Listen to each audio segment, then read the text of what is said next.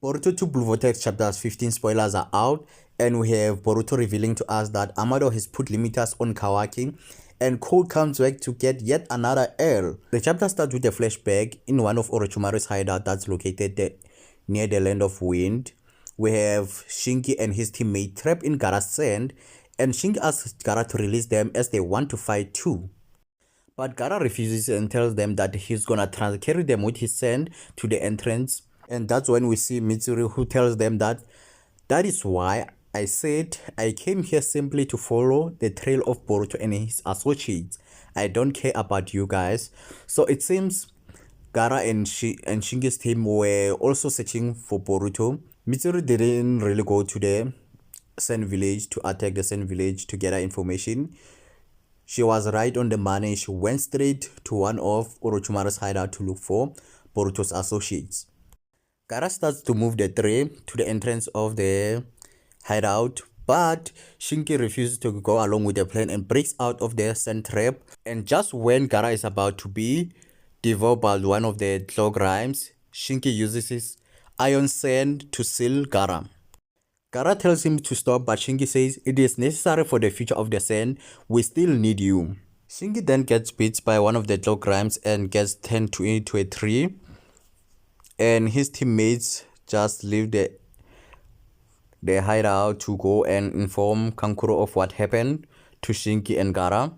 We then see that the iron sand sealing jutsu that Shinki used is strong enough to withstand attacks from the claw grimes. Back to the present, we have Kankuro telling Shikamaru everything that happened to Gaara and Shinki.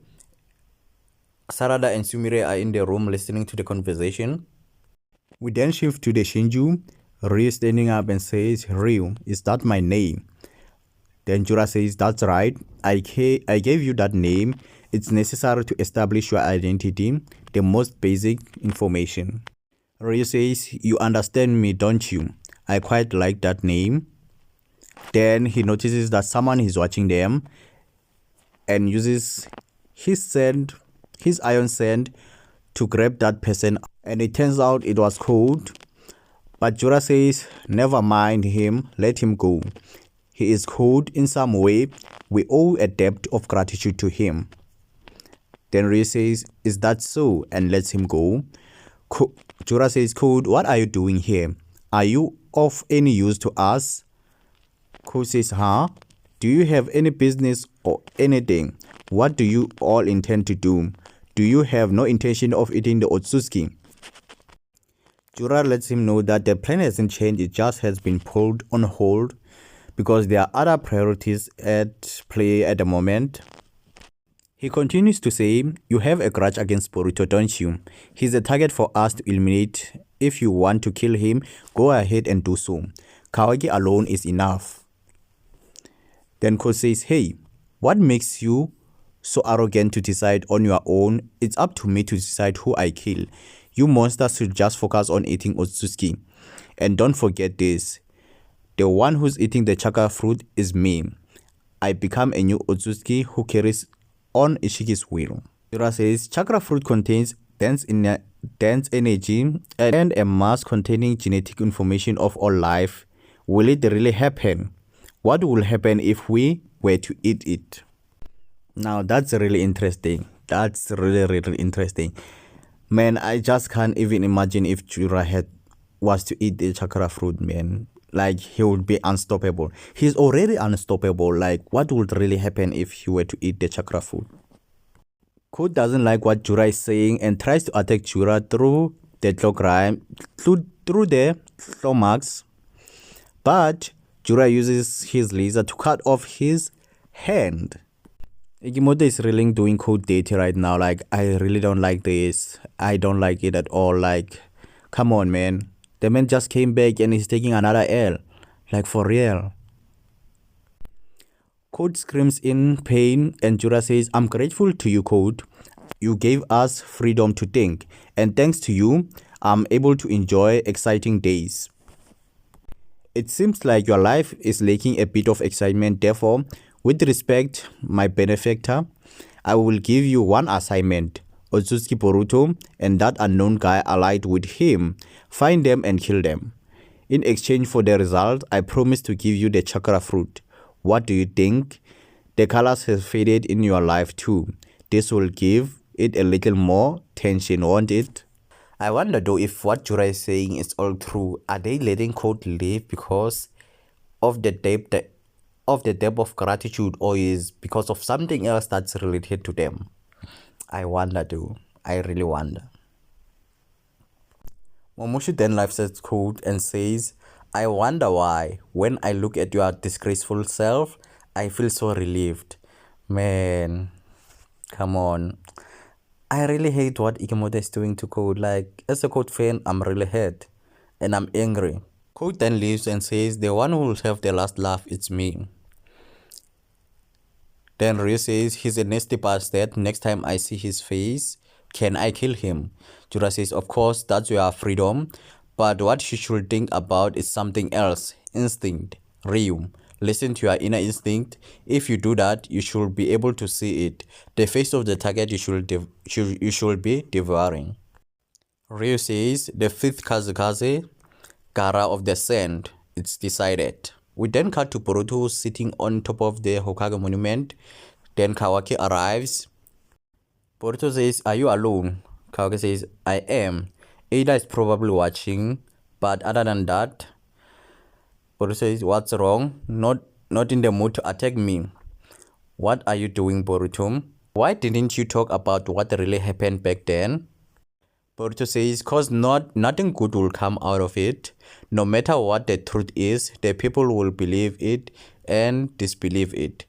The split will only create more confusion. I wanted to avoid that. At the very least, right now Konoha is operating like normal. That's how it should be.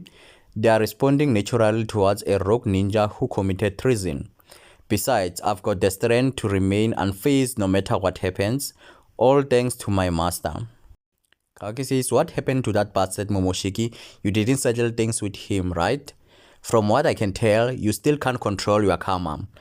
Boruto says, about 2 years ago, when Master faced off against Code, I used my karma for the first time since leaving the village. That was when I felt it. The feeling of being taken over by Momoshiki. Something close to that. I stopped being myself. I felt like I was dying, even though I was still conscious. Since then, I haven't used karma a single time. Then Kawaki says, what do you mean? Why did you become like that? Boruto says, I don't know. For these past 3 years, he's been completely silent. It's possible that karma activation is the trigger to bring him out. Damn it, that basically means you are deteriorating even more. Boruto says, Kawaki, I think you get it already, but we can't deal with the Shinju through ordinary means. Especially Jura. There's nothing I can do about him on my own. I need your help. Kawaki says, hey, don't try to change the subject. We're not done talking about Momoshiki. Boruto says, defeating the Shinju has to come before that. Once they are gone, I'll go berserk, and once they are gone, if I go berserk, kill me without hesitation. Listen, either way, you've gotta get stronger. Your dad's disabled, right? I'd say it'd be better if you released my dad from the seal and have him train you directly. But right now, that isn't realistic. It will take too much time. Kawaki, what I'm about to tell you is something you will come to decide on your own accord sooner or later. If it's gonna be the same either way, I'd rather it happen sooner. Hey, what the heck are you saying? Boruto says, ask Amado. He's been hiding your power. On top of putting limiters on your attack threshold, your defense and restoration abilities could also be adjusted to surpass what they are now. That old man, all because he'd be troubled if I die. We then see Amado, who's watching Boruto through Kawaki's eyes. Man, I've been wondering about this. Like Amado has made a lot of modification on Kawaki's body. Then Amado says, Boruto, where did you get that information? He then remembers the tooth that Kawaki smashed, and says the tooth from back then was it the real thing after all? And if it was, it's hard to think Kojin could have survived that. If he's alive, what can he do this late in the game? And what is his goal? Back to Boruto says, Amado has his own reason for needing your karma. He was toying with your ability so you wouldn't die no matter what. But he was only anticipating code level threat. So it seems like Amado has other reasons to why he needs Kawaki's karma. Maybe it's not only for reviving his daughter. Boruto says, if you think I'm lying, ask Amado directly. I've gotta go. My line of thinking hasn't changed. Otsutsuki are the root of all evil and should be destroyed. Whether it's Shinju or the Ten Tails, it's all the Otsutsuki's fault. They should be eliminated without a trace. You and me both, Boruto. To start, we get rid of the Shinju that are in the way. There's no other way. I'll lend you a hand one more time. Boruto says, don't go dragging me down. Kawaki says, same to you, piece of trash. And that's all for the spoilers, guys.